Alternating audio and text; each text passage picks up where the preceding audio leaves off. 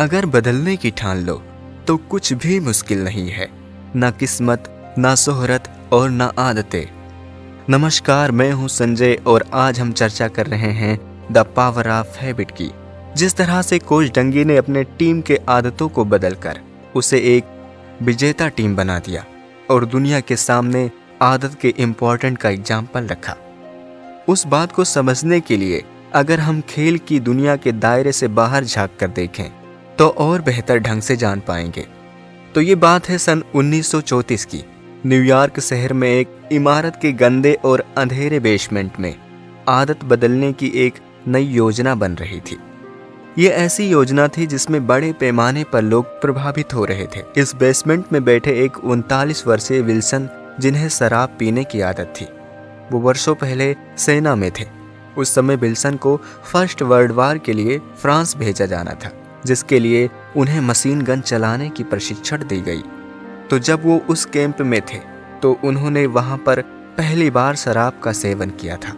Camp के आसपास के इलाके में रहने वाले बहुत सारे रईस लोग जो थे वो यहाँ के ट्रेनिंग ले रहे सैनिकों को अपनी ओर से खाने पर बुलाते थे। एक संडे की बात है, रात को विल्सन भी एक कार्यक्रम में चले गए।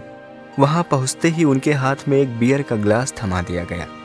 उस समय वो सिर्फ 22 साल के थे और उससे पहले उन्होंने कभी शराब को छुआ तक नहीं था। उन्होंने सोचा कि यहाँ जो भी परोसा जा रहा है उसे मना करेंगे तो उनको बुरा लग जाएगा, तो इसलिए उन्होंने वो बियर चुपचाप पी ली। और इसके बाद ऐसे ही कई और फंक्शन आए जिसमें वो जाने लगे और इस तरह से धीरे धीरे विल्सन को शराब की लत लग गई। विल्सन जब अपने घर आए तो एक दिन उन्होंने अपने दोस्त को इनवाइट किया और उसे शराब ऑफर की। उसके दोस्त ने उन्हें मना कर दिया और कहा कि अब वो शराब छोड़ चुका है और इसे छोड़े उसे 2 महीने बीत चुके हैं। ये बात सुनकर विल्सन आश्चर्यचकित हो गए, सरप्राइज हो गए। उन्होंने अपने लाइफ के कई सारे स्ट्रगल के बारे में अपने दोस्त से बताया।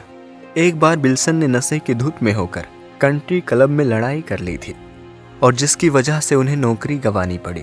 विल्सन ने अपने दोस्त को बताया कि उन्होंने शराब छोड़ने की बहुत कोशिश की, यहाँ तक कि वो नशा मुक्ति केंद्र जाकर दवाइयाँ भी ले आए, पर शराब नहीं छूट पाई। उन्होंने अपने दोस्त से पूछा, मैंने तो बहुत कोशिश की, तुमने इसे कैसे छोड़ा? विल्सन के दोस्त ने कहा, मैंने तो शराब अपने धर्म की वजह से छोड़ा है।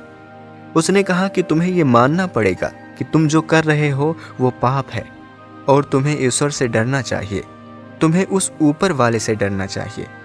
जिस दिन तुम ये मान लोगे, जिस दिन तुम्हें इस बात की आदत हो जाएगी, तुम्हारी ये शराब की आदत खुद ब खुद छूट जाएगी। विल्सन ने बहुत कोशिश की, अपने आप को समझाया, लेकिन जो फार्मूला उनके दोस्त ने बताया था वो उनके लिए किसी काम का ना रहा। धीरे धीरे विल्सन के हालात बिगड़ते गए और एक वक्त ऐसा आया कि विल्सन को हॉस्पिटल में एडमिट होना पड़ा और वो उस समय इतने तकलीफ में थे, इतनी दर्द में थे कि उनकी पीड़ा जो थी वो चरम पर थी। उनको लग रहा था कि अब उनकी मृत्यु हो जाएगी।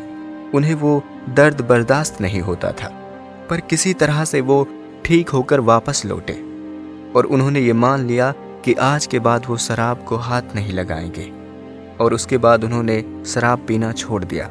तो इस कहानी से जो सबसे इम्पोर्टेंट बात सीखने को मिलती है वो ये है कि कोई भी आदत छुड़ाई जा सकती है, पर ज़रूरत है कि उस आदत से ज़्यादा बड़ी कोई चीज़ हो जिसका असर इंसान के दिमाग पर सीधा हो। जैसे विल्सन के साथ हुआ था, उनको मौत का डर हो गया था। उनको लग रहा था कि अब उनकी जान जाने वाली है, इसलिए उन्होंने शराब पीना छोड़ा। मौत के डर ने विल्सन के इस आदत को छुड़ा दिया। तो हमारे साथ भी जब भी कोई आदत जुड़ती है और हम उसे छोड़ना चाहते हैं तो हमें भी अपने आसपास ध्यान देना है, ऑब्जर्व करना है, अपने अंदर ऑब्जर्व करना है कि हम ऐसा क्या चाहते हैं जो कि उस बुरी आदत से ज़्यादा इम्पॉर्टेंट है और जिसके लिए हम वो अपनी बुरी आदत छोड़ सकते हैं, क्योंकि वो जो इनाम है, जो अच्छी आदत है, उसका लालच ही आपको बुरी आदतों के बंधन से छुड़ाने में मदद करेगी। तो इसलिए आप भी अपने अंदर वो लालच ढूंढिए।